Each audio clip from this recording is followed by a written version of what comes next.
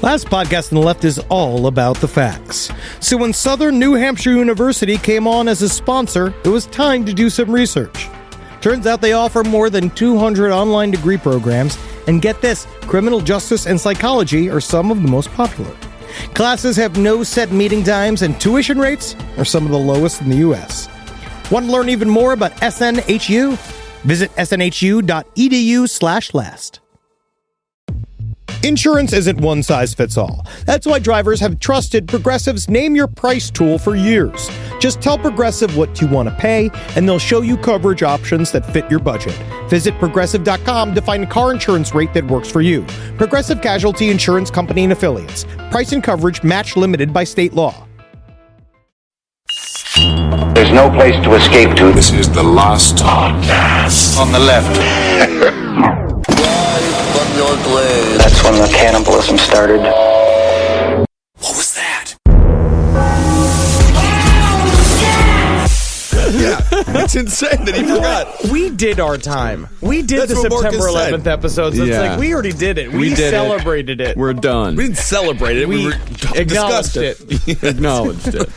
Are we good to go? We're good to go, man. All right, welcome to the show, everyone. I am Ben Kissel. That's Marcus Parks. And who do we got here? Okay, so I live... Very real Henry Soprano. Very real. Okay. I live in Williamsburg, Brooklyn. So do I. Lovely Yes. neighborhood. We're neighbors. Yes. Right across from each other. It's lovely. I get to see you when you were literally half drunk running to work. Obviously late. Intoxicated on my way to work? You look intoxicated. You look flush as if you've been drinking and then running. There is a older woman that lives in the bottom floor of my apartment building, and she does this thing where she stands outside of the apartment building or at this corner store around the corner from me, going do do do do do do do do do. Oh yeah, the Williamsburg Rooster. She just essentially, Yes. She makes this noise to everybody who passes, and everyone in the neighborhood goes like, "Do do do." That's fine. You just kind of. It's weird. She's obviously she's like very deep into dementia. Her family doesn't visit her, so it's like you just give her this pleasure. But what she started to do that makes me feel really fucking uncomfortable is that now she's added a new thing to the noise where she goes do do do do do do do do do do. Oh baby, oh baby, oh baby. I like it. And makes like humping, like weird, like sex gestures. Yeah, that I tell happens. Natalie this, and she's like, "Oh my god, I hope she hasn't been sexually assaulted." And my thing is that if she has been sexually assaulted, I don't think I that's think the she case. liked it. Obviously, she's saying, right. "Oh baby, oh baby, oh baby." No. It was not an assault. It was an erotic encounter. It just happens sometimes with dementia patients that Yes. sometimes sexuality ggets latched on. They put that in there, and it just becomes a part of their repertoire. Maybe she just listened to that Rolling Stones song. Isn't there a line in there about the colored girl singing? Can you say that anymore? That's Lou Reed. That's off the album. Oh, my God. Transform. I You're don't thinking know of Walk anything. on the Wild Side. Oh, like my whatever. You're thinking do. That's what I'm thinking about. Yeah. No, man, I'm just kind of really Good haunted Lord. by it. I don't like any old people being all sexy. I don't like I don't think she's being sexy. She has dementia. I know, but she thinks she is. Well, she needs to work it. I'm happy for her. I just want her to have a great life and a bunch of fun. And it sounds like she is. I don't think she is. She's left alone. She's singing on the corner. She's not singing. She's making unconscious noises and sexual advances towards a man on the street. It's reverse catcalling. She's owning it. Thank you. All right. So now today's story. This is speaking of hauntings. This one is just as terrifying, but also kind of just as adorable. We're talking about the Black Monk of Pontefract. Yes. Now, Black Monk does sound like the idea of when they revamp Monk in 2 years from now. Oh, the with hit young show. Donald Glover. Yes. Yes, of course. Or the wonderful album by the Monks, Black Monk Time. Oh, okay. Yeah, it's a wonderful album. But anyway, the Black Monk of Pontefract case occurred in Yorkshire, England in the late 1960s. It is a poltergeist case. Ooh. And while it is not the most well studied by the paranormal community, it is nevertheless one of the most bizarre and ultimately somewhat adorable poltergeist cases ever recorded. He is a real naughty little priest. And aren't they all? Now, is a monk a priest? A monk can be a priest. But you're always a monk. You're always a monk. So you work at Burger King and be a monk. Some monks are priests, not all priests are monks. Okay. Priest is a job, monk is a lifestyle. I see.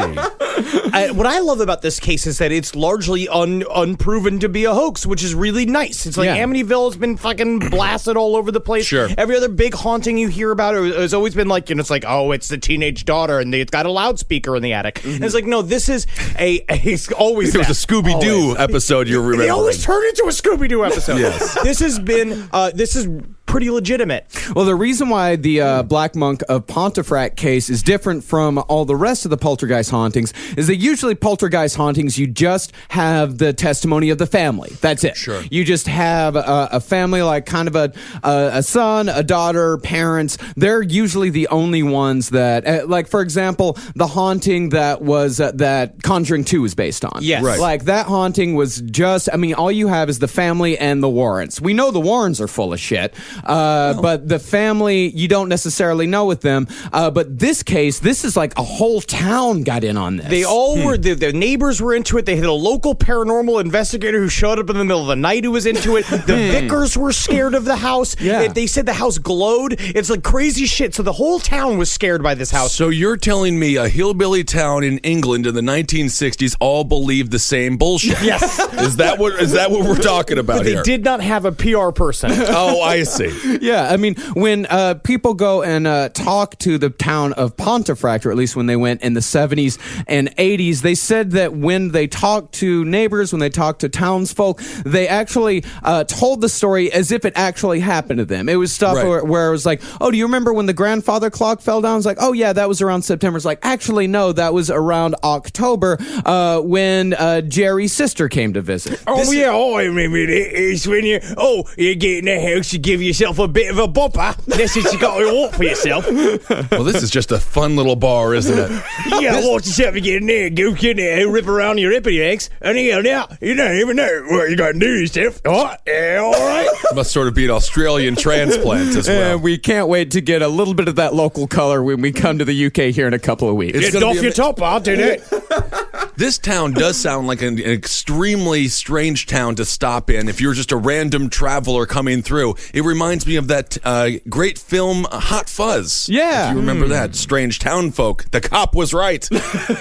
Well, Pontefract is an ancient town in Yorkshire that has its origins when the Romans ruled over Britannia, and from the years 1090 until 1539, Pontefract was home to a monastery filled with violent monks. Yeah, these were war monks. Yeah. Technically, it's called paladins if you're a Dungeons and Dragons player. Oh, cool. No, it was rumored that one of those monks raped and strangled to death a young local girl, and for his crimes was hung from the gallows that sat atop the highest hill in Pontefract. But built on the site of these gallows where the titular Black Monk of Pontefract was supposedly hung was the residence of Jean and Joan Pritchard, their son Philip, and their daughter Diane, 15 and 12 when the poltergeist activity began. Well, technically, the house was built on the area of where a stream and a bridge were located right underneath the hill where the gallows were. And also, technically, it may not have been the monk himself that raped and murdered the woman and was hung for it, but possibly his brother murdered and raped the girl, vice versa, and then he went and took the punishment for his brother. We got a vice versa situation. I'm going to say, if you're an officer, any monk will do. You know a monk raped and killed a girl, just go grab one and hang him. So it is possible that this poltergeist was actually a wrongly convicted murderer. It could be that he was just a cool monk. Well, I'm going to go with that theory. Yeah, I like that better. Yeah, let's go with that theory. So the entire area of Pontefract is actually rife with ghost activity. Daughter Diane herself once saw two women floating for 15 minutes over the grass outside of an abandoned hospital. But Diane had a lot of witchy shit going on in general, because she also, when she was sick, she said she saw an old lady dressed in gray standing outside of her parents' bedroom door. No! That was just their grandmother banging on the window trying to get in because it was raining. Help! Help! Blame your grandmother. I did just picture Minnie and Nanny floating down the river for 15 minutes. I'm Nanny! No, you're my sister! I'm Minnie! This is my sister Nanny! Someone get us rams! I'm Nanny! Just 15 minutes of that would inspire a poltergeist. So the Pritchard family itself, not just Diane, the entire family seems to have had a fair amount of poltergeist run-ins. Diane's Aunt Christine ran into a fair amount of poltergeist activity in a pub called the Golden Lion that she ran. And all this occurred in and around the town of Pontefract, because the town may be one of those places that has an unusually large amount of haunted ground. Because some paranormal experts say that land can retain impressions of negative energies, sometimes for as long as hundreds of years. I thought you were going to say it had a higher impression of alcoholism, which I think it might be When possible. you're just seeing ghosts, those are called trails. That's because your eyes are dying. The fucking rods and cones are being killed by the fucking alcohol cells in your blood. It could either be trails or it could just be your son trying to get you out of the bar. Help. Just people saying help, banging on the windows. Let them in. Thousands of ghosts. Also, apparently there is a gigantic natural water source underneath the town, and we're discovering a lot when we talk about aliens and Bigfoot sightings, or in triangles, like the Bridgewater Triangle and the Bermuda Triangle. So places where there's a lot of water and also fresh water underneath the ground are also a lot of times centers for a lot of paranormal activity. Yeah, some people say that water actually retains paranormal activity. That it retains the energy that is sometimes exuded by paranormal goings-on. Is it possible that it's also pollutants in the water that are tripping out the townsfolk? Well, there may be a little bit of LSD in the water. We don't know for sure. We don't know. It's dirty. That's what I'm talking about. England is a dirty place. It's a beautiful place. Now, that haunted ground in and of itself is not enough to cause poltergeist activity. But when it is combined with intense emotions exuded by the right person, then that's when you get a good poltergeist soup going. What we should talk about is a lot of the research for this episode comes from Colin Wilson's Poltergeist. It was just a fantastic book about poltergeist activity. Cool. I absolutely love it. And he has a really unique theory that also mixed with this paranormal expert named Guy Playfair. Guy Playfair? Yes. He needs to be arrested. They're British. He is guilty until proven innocent. As long as he's a person that doesn't wear overalls with no clothes on underneath it, we're fine. I'm just saying, it's like, Guy, all your pants don't have zippers, and you're just like, I just told him I didn't need one. I don't need them. They're just they're loose. Yeah. They're loose so they could just fly off me like ghosts themselves. Well, paranormal expert Guy Playfair, he likened these intense emotions to a soccer ball. See, a disturbed soul will exude psychic energy at times of extreme psychological distress, which will draw the attention of spirits or complementing energies. And he said it forms into like a little ball, like and it kind of pops out of them like it's an egg or a shit. Right? Really? A circular soccer ball sized dookie. It's just like a dookie of energy, and this dookie of energy just sits on the living room floor, right? Like you had Albert Fish staying at your house. Sure, okay. Right, you're sitting on the floor, and then the idea is that some kind of loose spirit would come and play with this energy ball until they were done with it. Yeah, they just come in, have a little fun, kick it around, maybe get a little bit out of hand, and then move on to whatever it is they were doing with that day. Sounds like what people do in solitary confinement. Yeah, but with their own dookie. Well, that's what I'm saying. We've ever read any books by Jean Genet? Jean Genet? He was a famous French dude back in the early 1900s, and he would write things in his own shit all the time in solitary because he was arrested for being a homosexual. We had a kid when we were in junior high that used to do that. He used to just write, "This is my shit" on the walls of the bathroom. That's with just his your own talent. shit. It does not make him an artist. Well, it's got to be difficult when a kid does write "This is my shit" in his own dookie because he's not wrong. Do you scold him or do you praise him? It's sort of like that painting, "This is not a pipe." Yeah, I mean, it's kind of postmodern. I kind of give him a little bit of credit for that. Yeah. But so then how many melons did he fuck, and when did he get hit by the truck that ended his life? That would be the way he goes. Hi, truck. Hi. Why you ain't slow? Well, the thing about poltergeist is that if they are actual entities, essentially they have the mentality of a super dumb kid who doesn't really know how to express himself properly. He wants attention, but nobody, including the kid, really knows why he wants it. Because all poltergeists ever really seem to want is to make trouble for whoever it is that they happen to be fucking with. There's a generally understood theory that a lot of times that poltergeists are psychokinetic activity that comes from, we talk about a lot of times girls specifically going through puberty. When their bodies are changing, they create this energy, kind of bounces around the house. It's sort of what Colin Wilson talks about. It's like uncollected psychokinesis. Yeah. But the problem is that what Colin Wilson has discovered is that works for like 75% of these cases. But something like the Black Monk of Pontefract seems like he called this idea, a concept of elementals. Yeah. like fairy energies, alien energies. When we talk about when people see shit out in the fucking English bogs and they're like, it was a wickersnit. And then it's like, someone else would see it and they would see it as a gray. It's these weird nuisance energies that can kind of show up and find these little dookie balls of energy and use it to play with. The idea is that you would draw them. No, but this isn't necessarily a nefarious activity, right? It's more of an annoying little brother or something like that. I mean, that's the thing. Will they hurt you physically? Most of the time, not. They will actually. The weird thing about it is that they'll throw things at people. Like, for example, Diane once had a dresser drawer thrown at her. But usually the kinetic energy, for some reason, it will stop just short. It'll stop a millimeter away from them, and it'll just kind of knock them. That's fun. Yeah, it is kind of fun. I mean, it's like having a cat, but you don't have to feed the damn thing. But it's so scary. But it's happening all the time. You can't sleep. You know what I mean? A cat, you can nuzzle. A cat shows love. No, cats are terrible creatures. Well, I do love cats, and if you love cats, I love you too. But I mean, for the most part, I think I'd rather have a Casper the Friendly Ghost or a Pontefract, a monk from there. You know, it's because some dead rapist fucking monk. He was innocent. Well, I mean, that's when he talks about like the 70% being this psychokinetic energy. A lot of times where these things actually happen, some spooky shit went down at one point, or some very violent shit went down. But on the other hand, most places in England, if they've been inhabited for a very long period of time, violent shit's going to happen everywhere. Right. All of these houses in England, I'm hearing, are like 1,000 years old. Yeah. When we say something's old, in America, it's like 65 years. Tops. That's like it. Maybe. Yeah. Because then I'm like, tear it down. It's old. Get a new one. Now, poltergeist hauntings occur in stages and often have a fairly extended ramp-up period.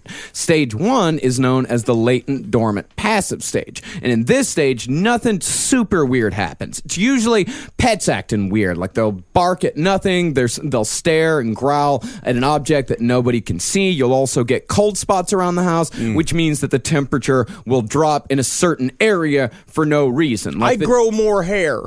Isn't that something? I've been growing more hair as it is. I'm starting to think there's a bit of a ghost walking around my house. All right, I got new hair in my arm area, on my bicep area here. I got all this new hair, brand new hair. You're going through puberty part 2. No. Yes, this is the sequel. Not again. It actually gets worse. Yeah, you're going through Polish puberty. I come back next week and I'm You're just like, 32 years old and you get hairier and hairier. I come back next week and I'm just like, hey, everybody, so you guys like Amy?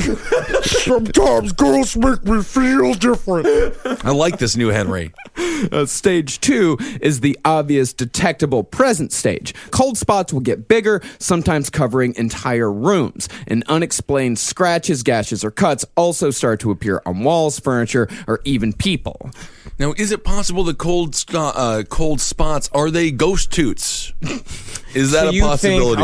As you pee in the pool, it will warm. So ghosts, when they fart, because they live in an opposite world, their farts are cold. And not hot like our farts. And they smell good. Okay, yes, it's true, because he also delivered a scent of flowers. Actually, it works. It makes sense. It does work.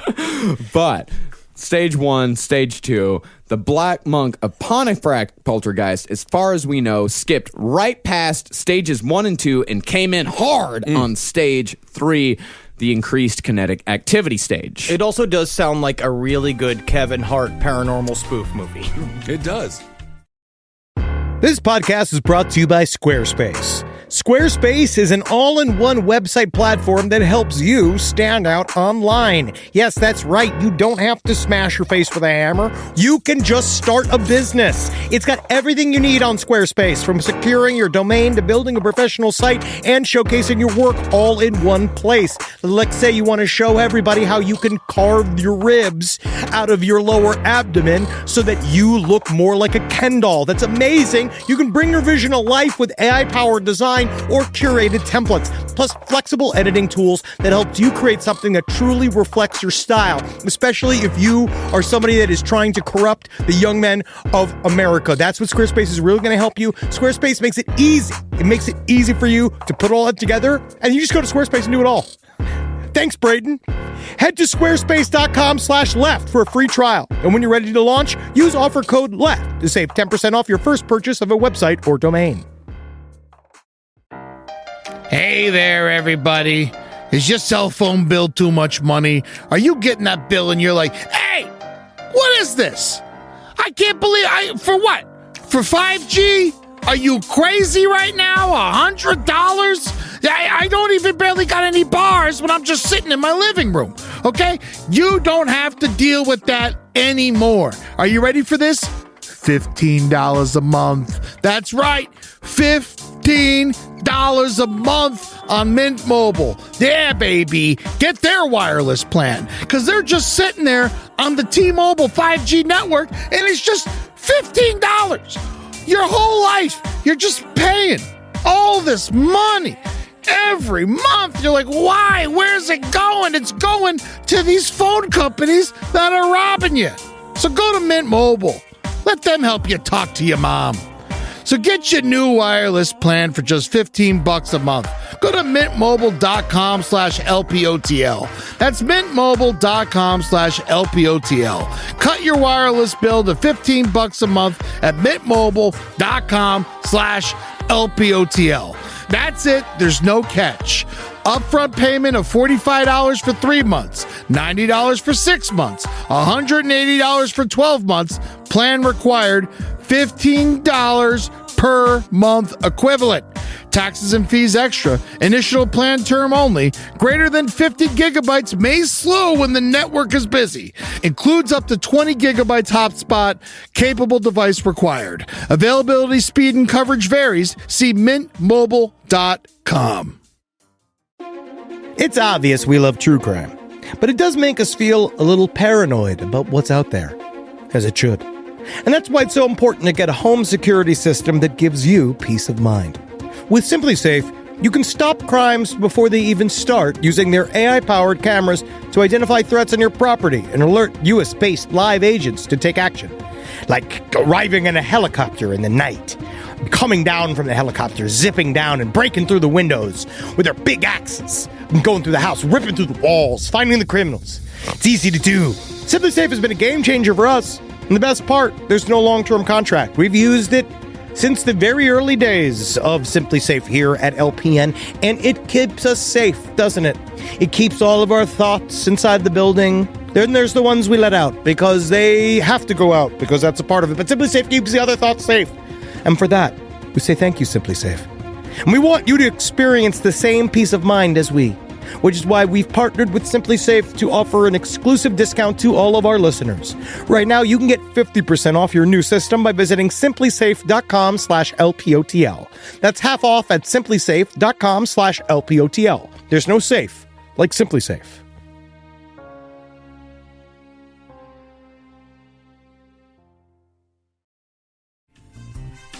Now, the haunting began in August of 1966, right when son Philip was hitting puberty. Now, Philip was a sullen teenage boy who liked books and music and didn't get along with his father, who was more of a man's man footballer type. But when you say footballer, you mean English football, which is soccer. Soccer, yeah. Soccer. Okay. Yeah, so Let's thank just you. Thank you. degrade the man part just a touch.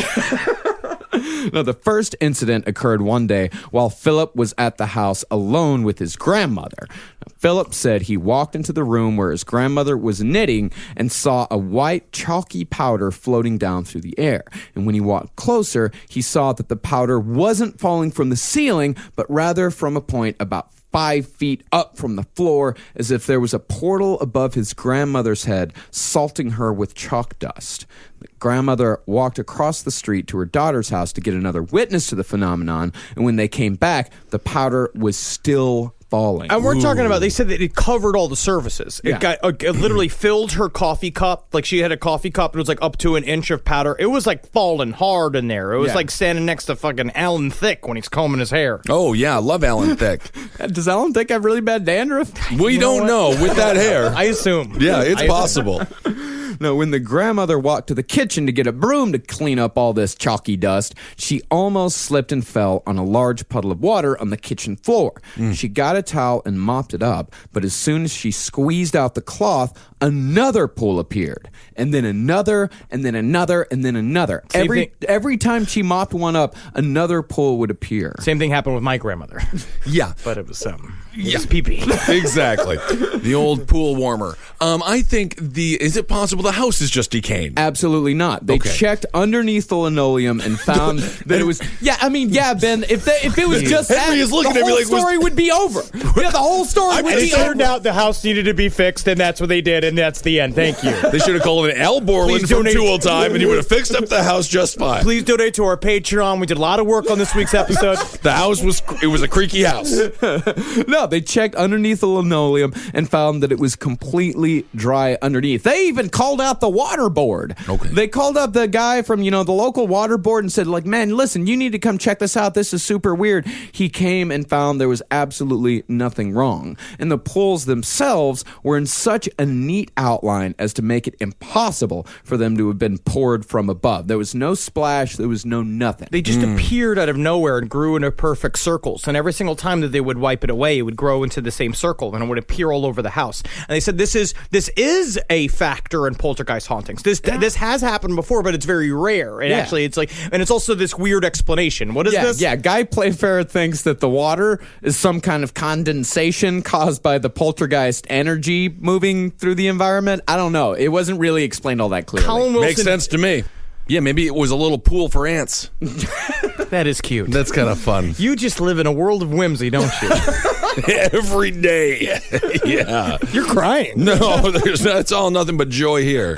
Now, later on that night, things started getting a little weirder. Phil and his grandmother watched as the button on the tea dispenser started moving in and out, all on its own, squirting tea onto the counter and continuing even after all the tea was gone. Listen how it sounds when I read it like this. Okay.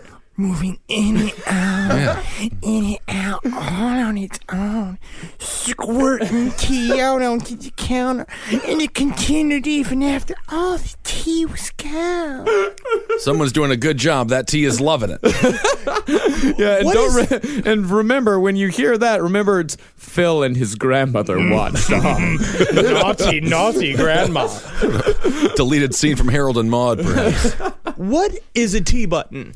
A tea dispenser. It's like just one of those things where you put tea in it and you're able to push a button and it comes out and, it just keeps It's a it warm pump. in there. What? Yeah, it's It's a like pump. a coffee pump. Yeah, it's like a coffee pump. Just This is an old technology. I actually do not remotely understand what this is. I don't know. I don't totally get how do. it's a tea dispenser. You push the button and then the thing comes out. Yeah, you What push comes out? the tea. Do you know what It's like- doorknobs yeah, are? okay, think about it. It's not okay. Think about it this way. Now think it's coffee.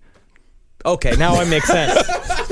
Tea is coffee to the Brits. That's- okay. Soccer is football to Thank them. You have to remember this when we go there. It's an upside down world. Yes, it's a different place. And then after all the tea was gone, they heard a crash from the hallway, opened the door, and saw the light go on all by itself to show that the potted plant that normally stood halfway up the stairs was now at the bottom, minus the pot, which was at the top of the stairs. Oh my God, it's all wrong. It's just like you got Clifford in there, the big red dog. It's ridiculous. And then back in the kitchen, the cupboard started shaking and vibrating as if somebody was trying to get out. That was really scary because so basically it all died down, right? And so Grandma and Philip decided to go to bed. And Grandma, of course, you have to dress Philip completely down to his nudeness. And yes, he's 15 years old, but he's still your little grandson. And so she course. made sure to powder his bottom and she clipped his toenails and she sucked on his fingers a little bit. And we made him go to sleep because that's what had him go to sleep. And then finally she left him alone.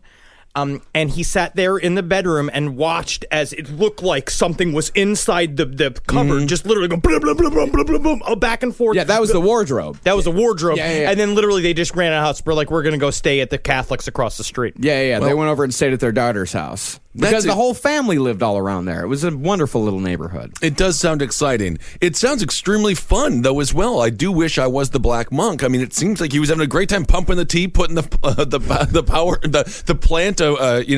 the pot all wrong. It just It's sounds kinda like fun. a large Lenny type man going, I'm alive now. Look, I'm alive like you. I mess with plants. I mess with tea.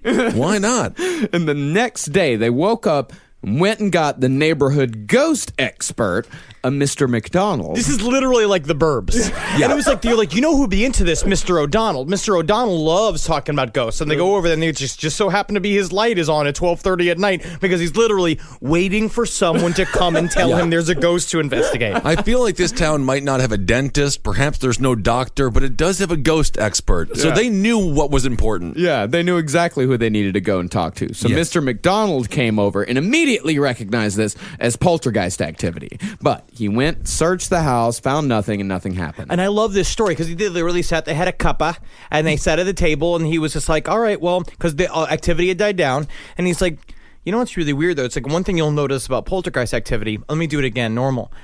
You know how you notice Yeah. is that when something's really strange about paranormal activity is a lot of times poltergeists will rip up important photographs to you. So hoping nothing like that happens.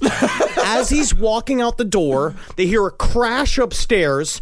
Their wedding the Pritchard's wedding picture had flung across the room. The glass had shattered and the picture was cut up. Like literally, like it was cut up with a knife, like spread all over the floor. You can't fake that. There's no way he had a string tied to his shoe, and as soon as he started walking, shattered the glass. String tied to his shoe. That would work. Tie the string to the painting. What did he tell him? Like he came in, like, oh, look over there. And then while they were looking over there, he tied the string to his shoe and then the other one to the Give a bit of a toy to the string, a bit of a snippety snip of the picture, and away Mr. O'Donnell goes. That's how it works. I mean, you tell someone to look over there, you have at least 5 seconds to tie a string to your shoe. Yeah, to tie a string to your shoe, tie the other end to the picture. But that not only that, but take the picture out of the frame, cut it up into a bunch of pieces, and then glue it back on to make sure that no one notices that it's cut up, but not glue it so much. Grandma got stuck in the bathroom. The boy had to help her. Boom, he knows he's got 15 to 20 minutes. Say that they went up there and they fucked each other, Grandma and Grandpa. I don't know. No. You made a leap. You made the leap. I've already been Grandma talking needed about help. Yeah. You woke up in a Little Rascals universe today. You know what? You never know what universe you're going to wake up into. And then after the whole incident with the picture, nothing happened for 2 years until Diane's puberty kicked in real hard. You know what it sounds like, right? Eggs everywhere. And Starting the car, huh? Sounds like a Model T. God damn, I'm going to be late to work. I'm late to being a woman. Oh, come on.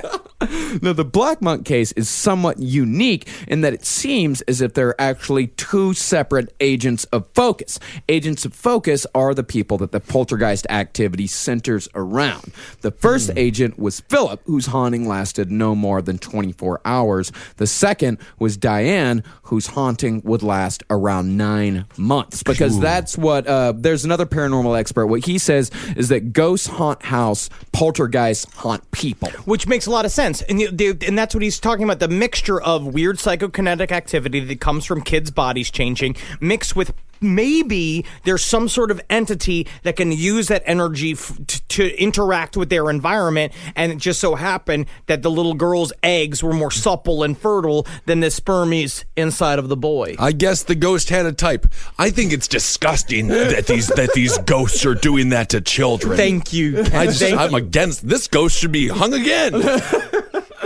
Now, it began with noises, the kinds of banging and knocking that has come to typify poltergeist activity. And this is actually where the word poltergeist comes from. Polter, meaning noisy in German, Geist, meaning ghost. The Germans came up with this? Yeah. We can't trust this. Poltergeist. Exactly. Now, then, after the noises came the electrical disturbances. Now, naturally, since poltergeists are beings of energy, if they are in fact beings, electrical disturbances are just as common as the bangs and knocks. See, lights will flicker on and off. Appliances such as the tea dispenser will start to work on their own. And in modern times, computers can show signs of activity with nonsense messages appearing in instant messenger chats. Oh, like when somebody has a Nigerian scam. Kinda, yeah. It's like spam email. Yeah. Thousands of African ghosts. Yes. Also, what was interesting is they said that the Pritchard house, they said that during the 9 months of their haunting, they only paid half as much on their electric bill as they had in previous years. And they said they have no reason why. They were using the same amount of electricity, and they kept going to the electric company and being like,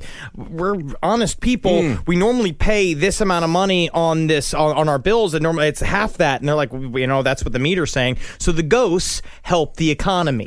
I guess so. Yeah, Wow. the ghosts saved them on their electric bills. Well, it seems like they had to go and tell the electric bill that half of the electricity was being used by their neighborhood ghost, and then they were only using the other half. And they'll charge That's a them. tough sale. Absolutely. That's a tough sell. But the electrical company believed them. The electrical company did believe The electrical? How do you call it? The other weird electrical disturbance thing that can happen with poltergeist activity is that appliances that aren't plugged in can operate on their own, as what happened in my hometown poltergeist case that happened in the house that was built right down the road from Idella, the children's cemetery. In that case... Yeah, there was a children. I've talked about the children. No, I know. cemetery. I'm just saying that you didn't tell us they built a house on top of it. Oh yeah, I always thought it was like a quarter mile down, if that, walking distance easily. I always found it very inappropriate that they put those slides in at the top of the graves to put the caskets. yeah, that wasn't right. Now, in that case, in my hometown case, in addition to the knocks and such, they used to have this old radio that would turn on in the middle of the night and play old music from the 40s. They'd have all the knocking and banging, and that family actually they left one night in the middle of the night and never returned. In fact, when we were kids, we used to go to the house. The entire house was still full of furniture, full of their clothes, brand new clothes too. They just left and never came back, and they never told anybody what happened that night. I thought that was just Texas moving. Yeah, that is a Texas Them move. furnitures are going to follow us. You'll see. They got minds of their own, like that movie Beauty and the Beast. It's possible. It is possible. But back in Pontefract, the first physical manifestations began when Mother Jean found her daughter's bedspread sitting at the bottom of the stairs. She took it back up to Diane's room, heard a crash from outside, and found her son Philip's bedspread where Diane's just was, with another potted plant lying broken next to it. And that night, Jean woke up from bed, walked out to the landing, and felt a cold chill. And at that moment, a paintbrush flew past her face, followed by a paste bucket they'd been using to replace their wallpaper. She ducked and saw, moving in the darkness, a long strip of wallpaper standing on its end like a cobra swaying back and forth. She grabbed it, and at that same moment, a carpet sweeper floated up into the air and started swinging around. So she dropped the wallpaper snake and crawled on all fours back to the bedroom with the wallpaper giving chase behind her. She shut the door and screamed, which brought the kids out of their rooms, who started to get the shit beat out of them by the painting supply. But that's again what you were saying before. It didn't seem like the poltergeist was trying to hurt anybody, because what that Diane said is that when the paintbrush hit her in the face, it felt like a... Like kind of like if you ever put your penis on a woman's face or something, you do that, you go like pip, like a little pip. Yeah, a playful pip. A playful pip. Yeah. This does sound like a great time. Yeah, and then the poltergeist focused on Diane's room, ripped the curtain rod off of the wall, and threw it out the window. Father Joe slammed the door shut, and when Diane went to grab the handle, he yelled at her, "Stop! Don't touch it!" And as she drew her hand back, there was a loud thump on the other side of the door, as if the poltergeist was communicating that it was in fact Diane who he was there for. Wow. Yeah. And they said a lot of crazy shit happened. And so then now it's like entering into stage 4 of the poltergeist is that they would find that doorknobs would be covered in marmalade and toilet paper. Oh, that just happens every night at my house. That's not so That's bad. called walking drunk. Oh, I see. Yeah, stage 4 is the intelligent individual targeting stage, which is exactly what it sounds like. This is when the psychokinetic activity truly begins, when objects start to fly around the room on their own accord, and large objects will slide across the room to trap people. For example, one night, Diane actually became trapped in the corner of a room under a pile of heavy furniture. She was struggling to get loose, but as soon as she relaxed, the furniture moved back to its regular place, and Diane, who had had a gigantic wardrobe and a sewing machine piled on top of her moments earlier, she didn't even have a bruise from the experience. That's crazy. And maybe a couch was sitting on top of her, and that's not the way it's supposed to go. You're supposed to sit on top of a couch. That's kind of fun. It is fun. Diana, you're the couch. And then the couch is like, you're the couch now, girl. Someone get this tall red-headed man out of our home. No, I'm a couch. See, behavior like this, in which she gets furniture piled on her, but she doesn't get any bruises, this is why Colin Wilson compares poltergeist to schoolyard bully. See, a bully, he's gonna fuck with you. He might do the stop hitting yourself, but he's not going to really hurt you all that badly, because if he hurt you, then the authorities would notice that he's fucking with you. And with poltergeist, we don't really know who the authorities are, but poltergeists never really seem to hurt people all that much. Not in at least legitimate cases. When people get really hurt in poltergeist cases, then more often than not, those are the fake ones. They're trying too hard. Right. If I were to pick a boss, I imagine their boss is Loki. Could be. I mean, the one great thing, there's no better defense than they hit themselves defense. If you do want to hurt somebody, you have them hit themselves, and then in the court of law, you didn't do anything. They did it to themselves. Tape a knife to a person's hand. Have them stab stabbing yourself. Stop stabbing yourself. That would work.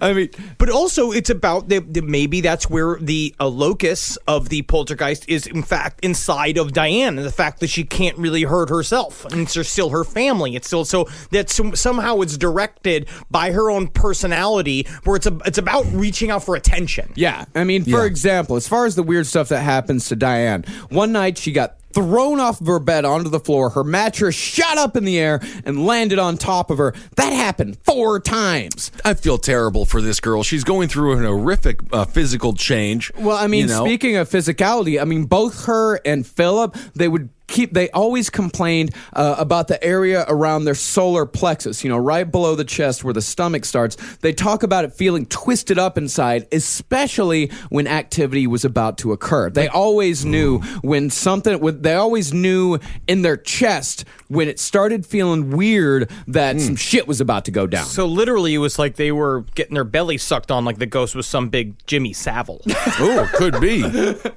Yeah, I mean, that's the thing, is that they say, like, some of the experts that came in, and by experts I mean this woman named Mrs. Holden that lived down the street that thought she was a psychic. Yeah, exactly. She was a psychic. Yeah, she thought that the ghost was actually drawing energy from the children, and that's why. Because, I mean, I think the solar plexus, it has that, like, that's a chakra thing, right, Henry? Yeah. We'll say yeah, and kids do have a lot of energy. When we did our open lines thing for Sirius Radio, we were talking to the people who worked in the hospital, and when children died, they did report high energy leaving their bodies, as opposed to when the elderly die, they're already kind of dead. Yeah, because nobody cares. Yeah. Yeah, but despite all of the activity that seemed to be getting more and more dangerous, the Pritchards never thought once about moving, and eventually gave the poltergeist the name Mr. Nobody before eventually settling on Fred. Well, what they said was that they did not feel threatened. Yeah. They said that with this entity, whatever was happening inside the house, is like they felt like it was really just trying to annoy them. They never felt really scared. I mean, it was scary, but it was like they didn't feel like they were in danger. Yeah, I mean, but the wallpaper had to be off the walls constantly. All the couches and TVs are all messed up. I mean, didn't they get upset with that? I mean, it was a huge pain in the ass, but they were also very stubborn people from Yorkshire. And trust me, I dated a woman from Yorkshire. If they don't want to do something, they're not going to do it. She kept you with her for years. Yeah, kind of haunted in his own right. Yeah, especially like if you want to leave her. If she don't want you to go, she's not going to let you go. You're safe now. You're okay. Alice doesn't live here anymore. No, she's way gone. Also they said that Mrs. Pritchard was a very, very neat woman. Mm-hmm. And she said there's something about the ghost must have like really fucked with and knew that Mrs. Pritchard was a very tidy woman because he would do stuff like spreading dirt all over the place and like do like really like badly messing shit up, like exploding cups of coffee getting everywhere. And she would not go to sleep unless she cleaned the mess. She literally have to like get up. It's like my mom. My mom does the same shit where she just literally, my mom's a midnight cleaner. Well, all of a sudden she's vacuuming and stuff, but it's all because that's an anxiety thing. A midnight cleaner? What the fuck are you talking about? Like she would get up at like midnight and start vacuuming? She's just waiting for his dad to come home. Pretty much. And also she was mad at us. Whenever she was mad at us, you'd be like, oh my Lord. I'm the only one who ever does anything around here. It's like I'm an army of one. Sounds like a crystal meth addict. Yes. I mean, as far as, like speaking of them not really feeling threatened, as the haunting went on, Fred actually seemed to be like more playful than harmful. See, like one day, he swept up a plate of chicken sandwiches and threw them behind the TV. That's when Mrs. Holden was actually visiting one day. And when Jean went and picked up the sandwiches, she saw there'd been a big old bite taken out of one of them by something that looked like it had gigantic teeth. That's kind of horrifying. That is horrifying. Yeah, and then when Mrs. Holden, she took it, she's like, oh, can I have that? I'd like it for my collection. When she went home with the sandwich crumbled into nothing. Ooh, that's a good sandwich. No, it's actually. not a good sandwich. That's a It's great like, sandwich. No, it's like an airport sandwich. I always love to get a sandwich, unwrap it, and it's a little wet. That's what I like. It feels like it's humid in there, even though it's dry. When we spent 12 hours in the airport, You'll how many always wet remember sandwiches we had? Now, on another night, a friend of the Pritchards came over for tea after the local working men's club's ladies' night. A lot of pronouns in there. A lot of working men's clubs, ladies' night. Yeah, the ladies' night at the local working men's club. Oh, I see. I don't know what the working men's club Male is. prostitute club. Yes, it sounds about right. Oh, yeah, they were miners. There was a lot of mining going on in Pontefract. Okay. And the lights turned off as they were having tea after this ladies' night when they were sitting in the lounge. And the friend that came along said that she felt her hair was swarming with ants. And when the lights turned back on, the entire room was turned upside down. And shit like that happened all the time. This is so exciting. Yeah. Yeah, it's a haunting. It's a fucking full boiled circus. What if you nail the things down to the ground, pull some trickery on the ghost? What is wrong with you people? You can't guys come nail. insane. You can't nail every. What are you going to nail down cups? No, I'm going to nail down the wallpaper. I'm going to nail every inch of wallpaper down. This is the problem. The ghost is winning. That just means you're covering your walls in nails. No, it means I'm outthinking the ghost. You've just gone insane. That's the problem. that's not- The ghost has won. The ghost did exactly what it wanted to do. Yeah. Well, it would be nice to have a ghost.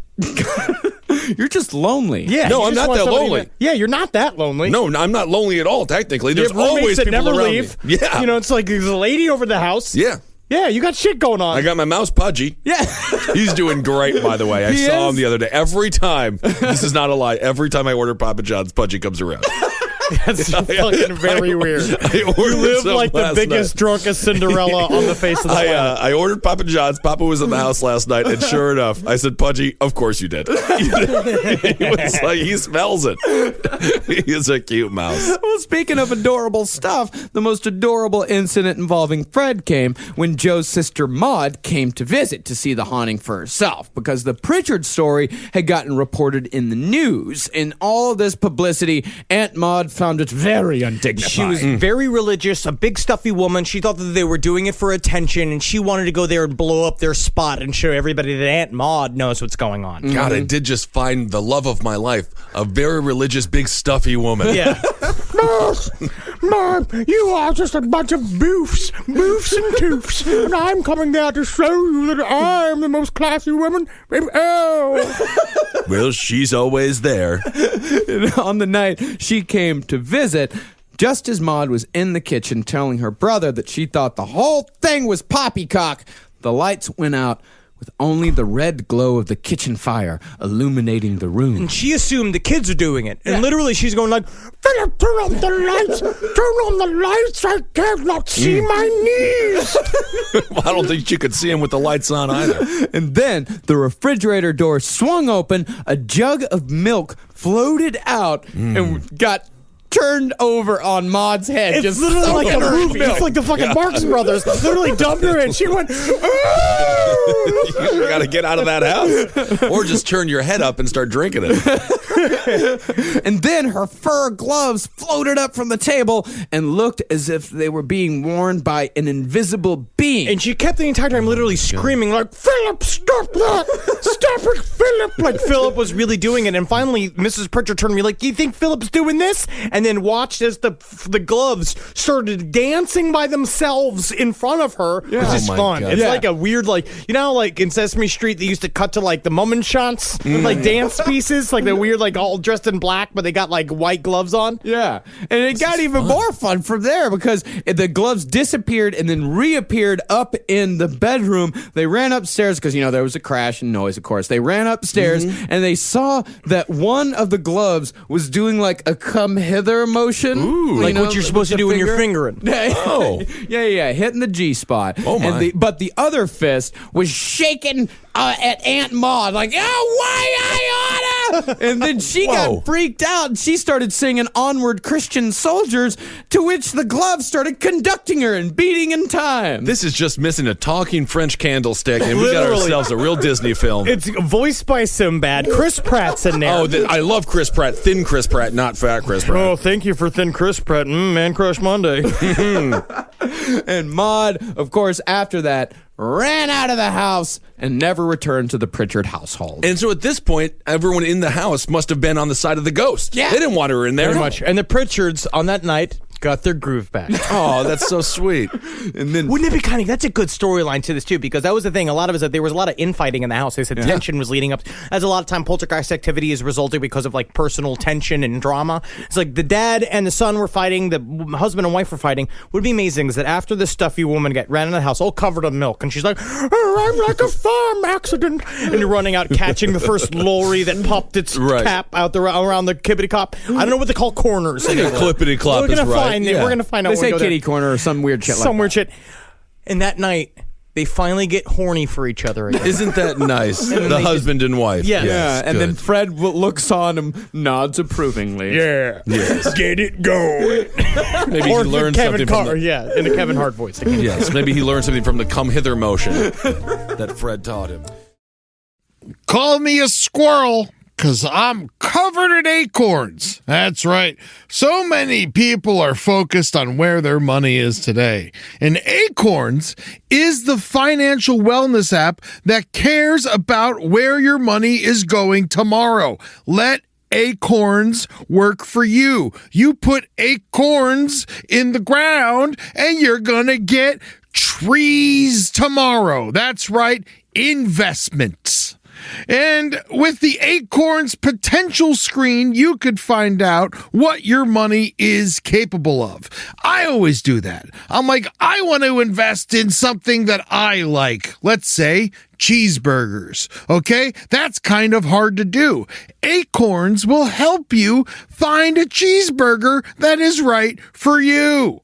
So sign up now, and Acorns will boost your new account with a $5 bonus investment. Wow! Join the over 14 million all-time customers who have already saved and invested over $27 billion with Acorns. Head to acorns.com/left or download the Acorns app to get started. Paid non-client endorsement. Compensation provides incentive to positively promote Acorns. Tier 2 compensation provided. Potential subject to various factors such as customers' accounts, age, and investment settings. Does not include Acorns fees. Results do not predict or represent the performance of any Acorns portfolio. Investment results will vary. Investing involves risk. Acorns Advisors, LLC, an SEC registered investment advisor. View important disclosures at acorns.com/left. This is a paid ad by BetterHelp. You know, stigma shows up in a lot of different places. I know I had to explain to my handyman about the devil imagery in my home. I had to explain that in our home, El Diablo es bueno. And he reluctantly agreed. I think largely just because he was in my home and he was scared. But over time, he began to see, the devil can be my amigo. See, even in 2026, stigma can get in the way of a lot of things, right? My handyman almost didn't put up my floating media cabinet, right? You got to get support for your mental health.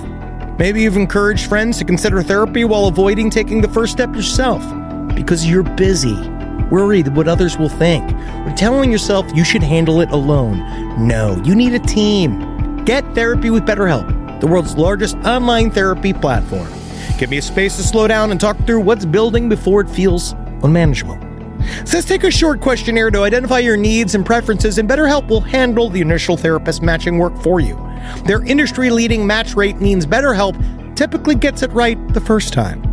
Feel confident knowing BetterHelp therapists work according to a strict code of ethics and are fully qualified. So don't let hesitation hold you back. Find support with BetterHelp. Sign up and get 10% off at betterhelp.com/lastpod. That's betterhelp.com/lastpod. All right, I know what you're thinking. I like to go banking, but I don't want to give to these big old banks all the time that cater to the 1%. Well, go ahead and get yourself hooked up with Chime. It's banking built for you, not just those rich jerks. And they got thousands of fee-free ATMs because why pay to get your own money? Chime is working for you, man. You get your Chime card, you're going to get travel perks, you're going to get into airport lounges, you're going to get those chicken thighs. You know, every time I go to an airport lounge, I get chicken thighs. And you know what I say whenever I see a plate of chicken thighs? Give me more. Chime's going to get you those chicken thighs in these lounges, all right? Sure, they could serve other types of meat, but why would you when chicken thighs are so delicious? Chime is not just smarter banking, it's the most rewarding way to bank. Join the millions who are already banking fee-free today.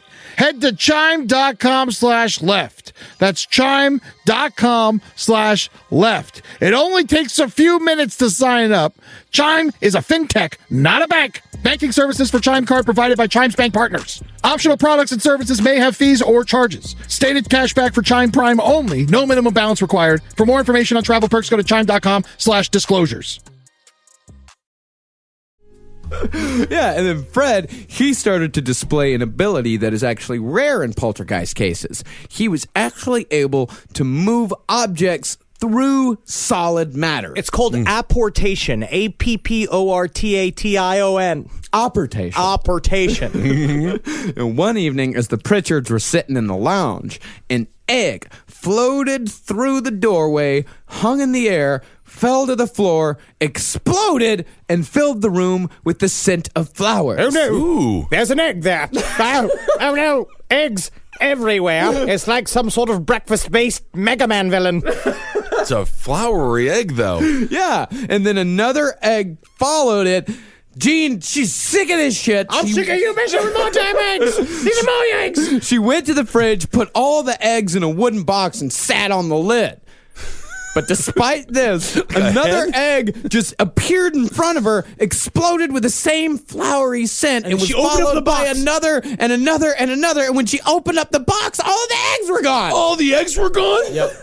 He hated eggs. Oh, my God. Well, also, again, he was trying to make her upset because it was making a big mess. Yeah, but what's also interesting here is the smell, because usually poltergeist hauntings are typified by bad smells, like rotting food, sulfur, stuff like that. But in the case of the Black Monk of Pontefract, it was always pleasant.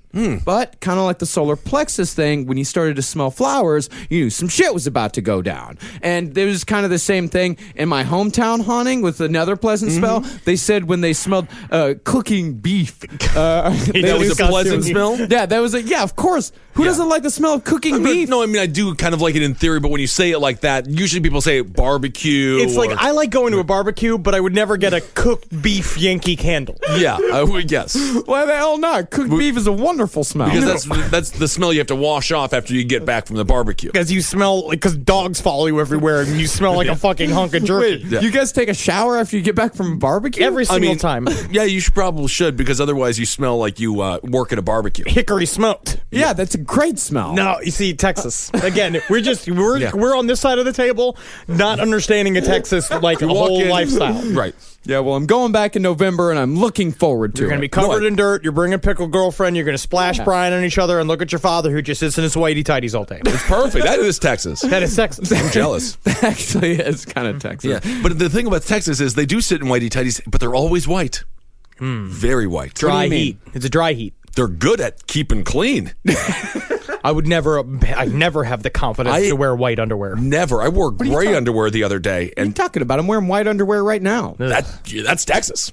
Yeah, it doesn't sit like you're sitting on a gravel pit when you're done with it. No, absolutely not. doesn't look I like would you never sat risk on a. You people need to get a hold of your anuses. I wouldn't risk it. If I wear white underwear, it looks like I've been sitting on the knee of a chimney sweep all day. I mean, it's not appropriate. And if you're going to die one of these days. You don't want to be caught in tidy whities. But that's what I think. Well, back to the Pontefract monk. They tried to get rid of Fred, but things like exorcisms don't actually work with poltergeists, and a lot of times just makes him angrier, as was the case when the Pritchards brought in a priest to see what he could do. And the exorcism, if you could really call it that, super half-assed. Because literally, Sure. they went to the priest to ask him to come do an exorcism. He's like, actually, actually, that's a lot of paperwork. I have to go to my boss. You literally said this. I have to go to my boss. A lot of times the bishops say don't do it because does it come down to, they say it makes the poltergeist worse. So here's some holy water. You could do it yourself, actually. It's really easy to do. Meanwhile, he's just staring at the kids. Yeah, he's like, yeah. I'll show you a poltergeist. You know what I was thinking, everyone? Let's get some lollipops in the shapes of hot dogs. And then they could, like they're sucking upon a stiff hot dog.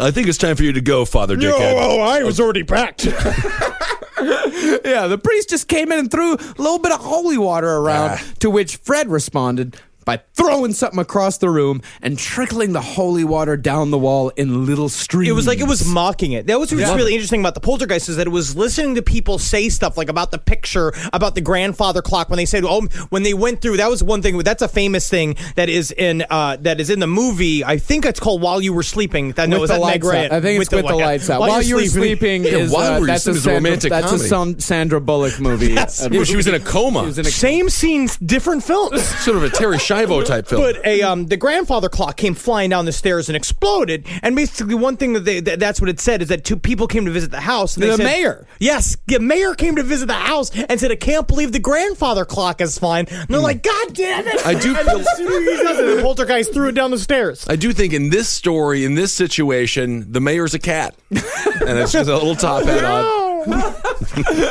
I wish we had elected that dog, Mayor. Well, he won the Dog thing. is always happy to see you, indifferent cat, Mayor. Yeah, because Fred, before this whole priest thing, he had never showed any interest in Christian iconography at all. But when Diane came home from school the next day after the priest had come, they had this brass crucifix on the mantelpiece, and the thing flew off of the mantelpiece and stuck to her back like it was glued there. Like the mother tried to pull it off, and it was just glued on, like the cruciform in Hyperion. That is the scariest. Good Hyperion reference. Thank you, Marcus.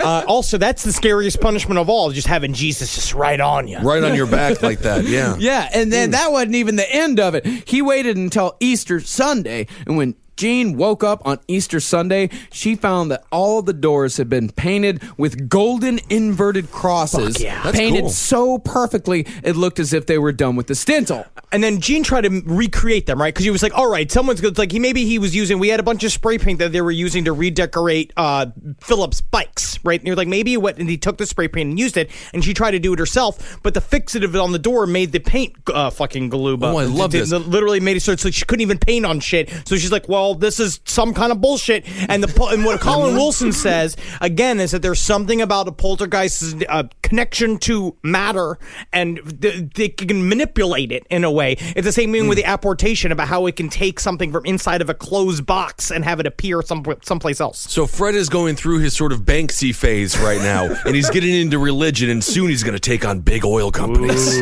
He's going to let the world know pollution's bad. No, another weird thing that happened involved keys. One night, as Jean was cleaning out the chimney flue, 19 keys came raining down. Apparently, Fred had gathered every key in the house and dropped them all down the chimney onto Jean's head. However, These are heavy keys, too. These are big British keys, because they used to have big old doors to keep the queens from running away. Oh, yes. that's the thing. Only 18 of the 19 keys belonged to the Pritchard family. The 19th was one of those big old queen keys, completely unidentifiable and extremely old. And after the key appeared, so too did the Black Monk of Pontefract finally manifest itself. Whoa. This is scary as fuck. This Yeah. is where it gets to be, because now at this point they've gotten used to the activity. Yeah. it is constant now. It's like shit's, the knocking is all the time. They're saying that it's increasing every single day. Like now it's like the knocking has made cracks in the walls of their house. It sounds like there's fucking, the whole house is shaking. People are hearing it across the street. They said that if you walk down the street in front of the Pritchard house, the house looked like it was glowing. Yeah. Like it had like a weird energetic feel around it, and so things are really going crazy. And so finally they started seeing him. Now, they said that the Black Monk appeared to the parents first. As they were lying in bed one night, their door opened, and standing before them was a tall figure in a hood. And when they turned on the lights, he vanished. The second person to see him was the neighbor they shared a wall with, a woman named May Mountain. Hold on, there's a neighbor they share a wall with? Yes, it's like a duplex. And she's hearing this shit all the time. And she's seeing the black monk, and she's like, it's got nothing to do with me. I don't know why I'll get the residuals. Oh, that's terrible. Yeah, she said that she heard a noise behind her. She turned around and saw a tall figure dressed like a monk with a hood over his head, and then it vanished. But the thing that May Mountain said was that she never felt afraid. She said she just sort of felt curious when she saw the monk, which is actually what a lot of people said that they felt. It was more of a curiosity. Didn't really feel like danger. But as Henry said, the knocks, they were getting so loud that the Pritchards couldn't even talk to each other.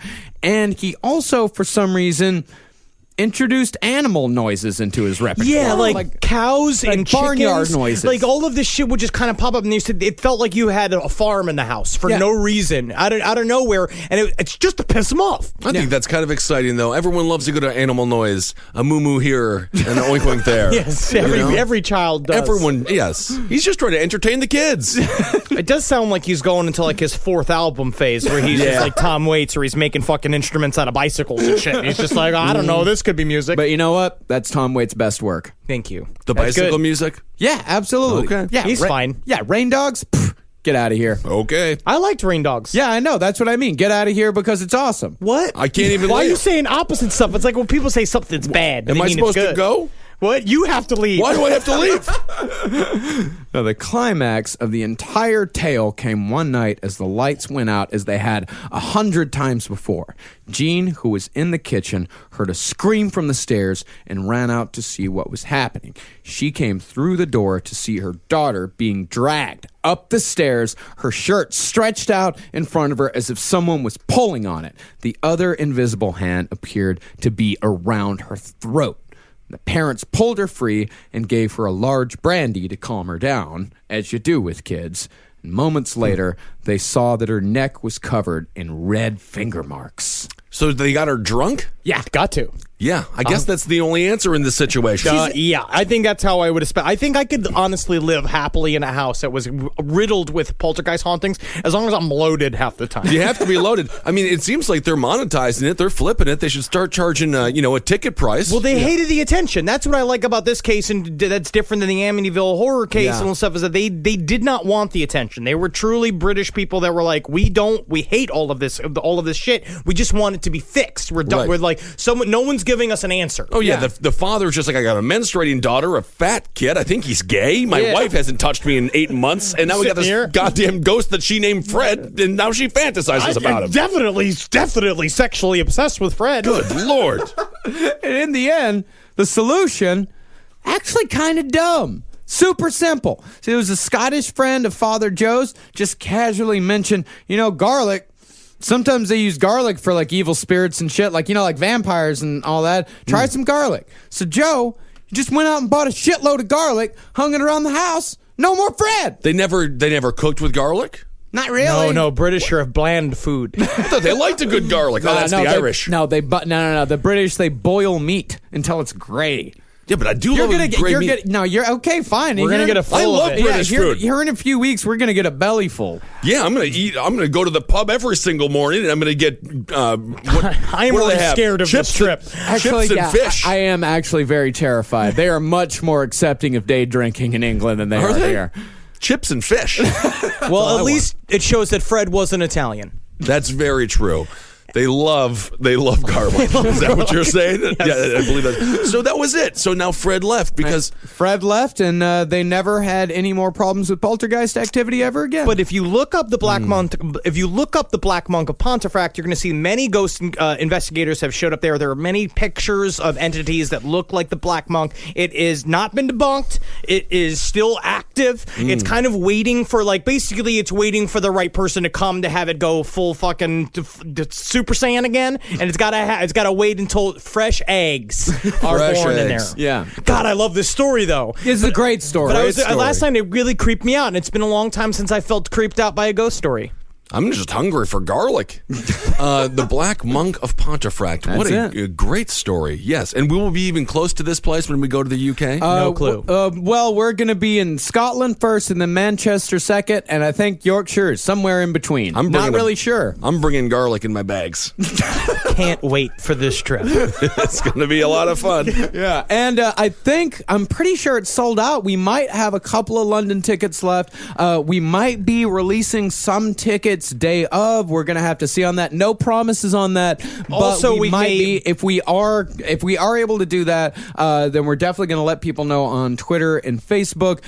So please go join our Facebook group. Follow us at LP on the Left to see if maybe we can work something out there. Yep, and follow Henry on Twitter at Henry Loves You, Instagram at Dr. Fantasty. Marcus Parks is Marcus Parks for everything. I'm at Ben Kissel on Twitter and Ben Kissel1 on Instagram. Make sure you watch our final live stream for AdultSwim.com this Friday, 7:30 p.m. at Eastern Standard Time. That's check right. it out. Please check it out live if you can. It's really awesome. It's been awesome 5 weeks. They like the show. We've been getting good viewers. We need more all the time because unfortunately they're never fucking satisfied. Remember, guys, it helps us out more. We know that it gets archived, but it helps us out more if you watch it live. If you can, and if you could call in or chat at us and send us messages on Facebook and do all the shit. Yeah, and as far as other upcoming live shows, remember we're coming to Portland and Seattle in December. These shows will sell out. Portland is almost sold out already. Woo. So if you're planning on coming to the Portland show, definitely get those tickets right now because it absolutely will sell out. And it looks like Seattle's probably going to sell out as well. So do not wait. Don't sit on your asses on this one. Go get the tickets right now. You don't have to physically get up and go get tickets. No, it's actually the easiest thing in the world. You just go on the internet. Sit on your ass and just get the tickets. Literally pause the pornography for a second. Just 1 moment. 5 minutes. Go to cavecomedyradio.com/live to find links to all of those tickets. And we're also coming back to Washington, D.C. on October 29th for the Benson Bowl Festival. We got a lot, and we've also got shows. We've got 3 shows coming up in 2017 all over the United States. 3 that we are just a tiny bit away from booking. We can't announce them just yet, but we're going to be here in the future. We're going to be coming to a lot more towns in 2017. And the reason why we were able to do all of this shit is because you gave to our Patreon. And if you feel like that we deserve even $1 from you, go to patreon.com/lastpodcastontheleft. Every single dollar helps. So thanks to everyone who's given so far, and thank you in the future to everyone who gives to us then. And thanks for supporting all the shows here on Cave Comedy Radio. Abe Lincoln's Top Hat for Politics. It's doing great. We're crushing news and politics. Yeah. That's great. Roundtable of Gentlemen. Just drunken good time. The Lucky Bone Show for music. Marcus just punched his eye out. Ginger ale in your own eyeballs? He's a total moron. Fucking what is happening? It is shocking how smart, but how yet did stupid. you get here today? You literally put it in your mouth and you somehow got it in your eyeballs? Is that Fred? It's Fred, is that you? Dude. Oh. Okay. That hurt. Citrus. Yeah, well, you deserve every bit of pain there. And, of course, The Lucky Bone Show, Sex and Other Human Activities, and page 7. All right, hail Satan, everyone. Hail yourselves. And hail Geen. Hail me every day of your life until you are dead. May constellations, one and all.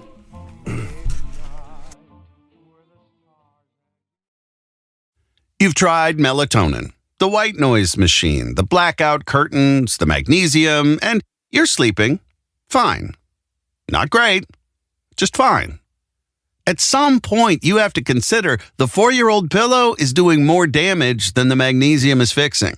Coop Sleep Goods is running a bundle sale July 9th through the 20th. The starter bundle is the move. 2 pillows plus a sheet set, 40% off. And we're not saying it'll fix everything. We're just saying you've tried everything else. Coop's pillows are adjustable, designed to fit how you sleep, not just tolerate it. Mix and match any 2 pillows at 25% off or go all in on the starter bundle. One real upgrade beats 6 mediocre ones. Head to coopsleepgoods.com/comedy. That's COOP sleepgoods.com/comedy for 40% off the starter bundle and 25% off all other bundles. Looking to scale your outcomes beyond search and social? Realize is Taboola's AI-powered performance platform, driving incremental growth by engaging high-intent users across a global network of 600 million daily active users on premium websites. Reach and convert your audience on premium websites and placements where your customers actually spend their time. For more information and to create your account today, go to realize.com/podcast.